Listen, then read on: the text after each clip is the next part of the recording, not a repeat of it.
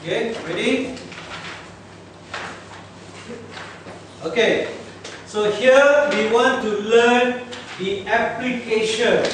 Topic 2 we already know how to deal with linear and quadratic equation. Now we need to apply in everyday use to find profit, cost and revenue. Alright, same thing. Okay, let's look at the economic situation in a market where we deal with demand and supply functions. So demand function always have gradient equals to negative. Remember, demand like that. Why like that? If you look at the curve, this is the demand function D. So the x-axis is always Q. Understand now? The y-axis is always P. P is price, Q is quantity. So if you look at this curve, why it is called demand is because when the price increase from here P1 to become P2, increase kan harga. When the price is low, this price higher. So this P1, the quantity is here, banyak. Right hand side is quantity high. So when we increase this price to P2, the quantity will become lesser. So when things are cheap, a lot of people buy. Things are expensive, less people buy. And that is called the demand function. Clear now? So when price increase, demand decrease. When price decrease, demand increases. Understood? So this is the economic function.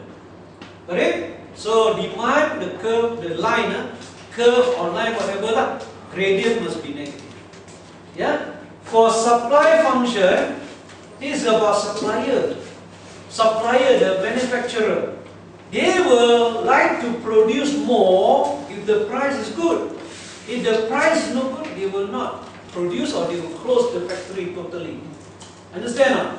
So here you can see when the price increase from P1 to P2, the quantity will also increase from Q1 to Q2. Clear now? Alright? So price increase, supply will increase. Price decrease, supply also will decrease. Semua faham tak ni? Clear? This everyday life. Like sugar. Last time 1 kilo how much? RM1.20. Now 1 kilo? 150 180. You cannot buy as a 180. You know why? They will not sell you 1 kilo. You buy 2 kilo. They want to sell 2 kilo nak cepat untuk. Is it not? Because this is controlled by the government. That's why they don't want to sell. Because the price is poor. The supplier also don't want to produce lah. Then they say the market shortage. Tak ada barang, tak ada gula. So until the government step in, increase the subsidy, okay, baru they will supply. Is it not? That's the market function of that. Okay, Okay, so you can see the consumer like us will buy in big quantity if the price drop. But the supplier, they are not happy to supply if the price is no good. But definitely there's a point where the supplier and consumer will be happy. At one point, like what happened now, gula 180 a kilo. They don't want to supply, they want to supply 2 kilos sekali. You like it or not? So consumer, no choice. A lot of people buy lah, but because it's something they have to buy.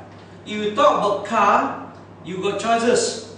Got 100,000 car, 50,000 car. You see what cars can sell very well? The Kancil, the Viva, isn't it? Myvi all can sell very well because the price is good. People can afford to buy. Yeah, and then the manufacturer also happy to supply at that price. They make some money. Tapi other manufacturer they cannot do it. So they don't want to supply, they come up with different type of car, they value add, they sell higher price, but they still get a certain number of buyers, kan? Because the price offered like Toyota 70,000, right price. Many people buy Toyota, walaupun more expensive than Viva or maybe isn't it? Then you compare Exora and Alza, what happened? Which one can sell better? Exora. Mana can answer better. If I ask you to choose to buy Alza and Alzara, what do you choose? Alzara. Alza. Why? What is the factor? Is it the shape? Size.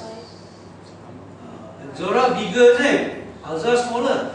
But let's say Exora now selling 70,000. You like the size, very good, isn't it? I like the size also. But 70